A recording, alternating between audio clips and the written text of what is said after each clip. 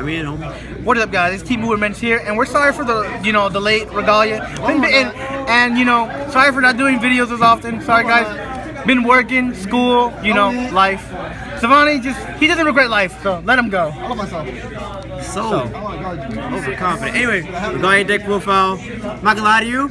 You know what? I don't prefer this version. I'd rather play Fenrir, but I think you like Regalia, so you know what? Have your little moment. Anyway, Soul Starter, Fetter of Leather Lading. It's pretty good. Put him in the Soul. One per turn when you Soul Blast, call one of the cards Soul Blast to the rear. Or cost him a Soul. Yeah, he's so free.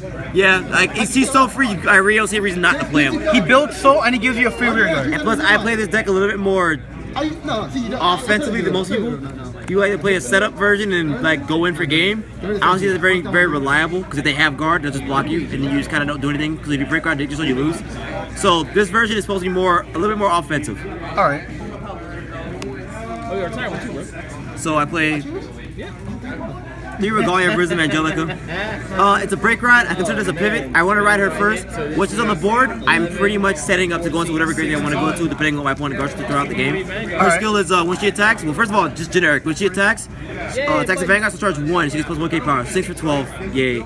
But other skills, when I ride a grade 3 over her, Soul Blast 3, draw 2. That unit gets plus 10k. It can still become 30 with crit. Well, it can become 30 for free. I get 2 cards in hand for free. It's pretty nice. It's really good. Yes. My personal One of the favorite. few cross break rides that are still viable in this day. Yes. Omniscience Regalia Minerva. Skills when she attacks, counter blast 1, Soul Blast 1, pitch 3 cards from man. She restands, gets plus 5k. Pretty good. Combine a lot of the new support. Yes, one is SP. So pretty. Combine with a lot of the new support, you can really make her threatening. More threatening than most units can be in this game. Easily one of the best presenting Vanguard. She's also Angelica's her first one, so if you break right over, it goes a cross ride. Guarding becomes easier. Really nice for the deck. Ooh, not there. And then I play 2 Cosmic Regalia CEO Yggdrasil. I don't think Yggdrasil is as good as a main boss, but she's a great pivot outside of Minerva. So pretty much, if I'm sitting on Angelica, I can ride one or the other. If you drop a lot of perfect guards, I'll use Minerva because you can't guard her. You more cannot guard her with just zeros because there's too many cards, man. But if you drop a lot of zeros, I ride Yggdrasil to kill you with that. The deck builds a lot of hands. You don't have to worry about that. It functions really well. Her skill when she's in Legion, Soul Blast 6 when she attacks, and she gets a crit, can't guard grade 1 or higher. Combine with other cards in the deck, she can get to really stupid high numbers for free. So it's really easy to make this deck kind of like overwhelming. For grade 2s, 3 of the Amber Clone. Skill when she boosted, counter blast 1, Soul Charge 3. And then if you Soul Blast that turn, you draw a card. So, the reason why she's good, I can draw a card off of this. Or this. If I break ride already and I use a skill, I can draw off of this. So I can draw off any one of these, my main bosses or my strides. It builds Soul really easily, doesn't require much. With lading, it combos really well because I can get a booster. Potentially comboing into getting more Soul and then something of a Soul Charge. It's really easy to just like can keep your resources in this deck if you play it right. Alright. 4 Regalia Fate Norn. So good. When she's split from the drop zone from Soul, if I pick up Regalia Vanguard, it gets plus 5k. Real simple. So basically, AKA the grade 2 ride. Yes. Target. And plus, if she's really good because she's in Soul. I reset Minerva, another 5k. So when you get Soul Blast Norns, get more power. It makes the deck kill really easily. And the easier way to kill, the better. In this deck, at least. And then 4 Midday Regalia Chimera. When she's placed on rear, pick 3 Regalias from the drop zone, put them in the Soul. Here's the grade 2 that everyone hates from this deck. Keep Soul for, builds back Soul for Yggdrasil and Minerva, puts Norns back in Soul, allows you to like kill rear guards and put them in Soul. You always have Soul in this deck, if you play it right, that is. Very important. Oh, there wasn't enough. Alright, hold on. So, this is 4 Exorcism Regalia Shiny Angel. She's the same skill as Chimera. Place on rear, pick 3 Regalias, put them in a Soul. If you faced this deck before, you know those are the 2 cards. You hate your opponent top deck. These are your 8 top decks in the deck. Every deck should have a top deck card. Every deck should have a top deck card. Speaking of top deck cards, the Stride Fodder. Well, actually, I don't play the Stride Fodder in this deck. But I play his brother, Mystic Beast Hati. When a card is put from Soul into the drop zone, it gets plus 1k power. So pretty much on the Yggdrasil turn, he gets plus 6. Oh. 13k booster plus 20, plus at minimum 23 for Yggdrasil. That's 36 with crit for very little work. That also works if I use Soul Blast Norns. That means one Norn is 41, 2 Norns 46, 3 Norns 51. That's big numbers with less work. I prefer this to Ordain now because you don't have to have a setup for it. It does it on its own. If you break right, it gets 3 by itself, so 10k booster. Even with Minerva, it's still a giant card. It still becomes a giant booster, and it works on rear guard as well.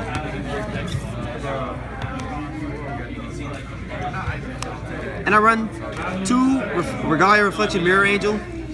Delimiter, lets me break out as early as possible. Minerva if I have to Minerva early. Use Minerva skill early. He's like, hey, more you options. playing the Great 2 game? Hey, I'm just gonna restand on you. Pretty easy way to kill with a lot of these cards in the deck. And then 4 perfect cards because if you don't play perfect cards, you don't want to survive. If you have more than, if you don't have a 0 in your hand in the beginning. We're looking at you, Grand Blue. The triggers I run 2 Dreaming Dragon. 2 good not to play. Because MVP trigger of every game. basically, the skill is at the end of turn. Put him back in the deck, put every card in the drop zone back into your deck. If you put 10 or more, draw a card. And shuffle, obviously. So, reason why he's good. This deck switches a lot, and you go through the deck very quickly. So, the way you can avoid decking out from this deck at least, is by playing at least a 2 of him. He's very reliable. 2, you more often than not will get it. It pretty much means that if you Legion, he's a backup Legion. So even if I have to ride Minerva and I don't get Yggdrasil, I have a backup plan. Not only that, but because of Chimera and Exorcism Angel, I'm putting a lot of non-triggers into the soul. So these 2 will put back all my triggers. All right. And then 10 crit, because I'm a piece of shit and I play 10 crit and everything.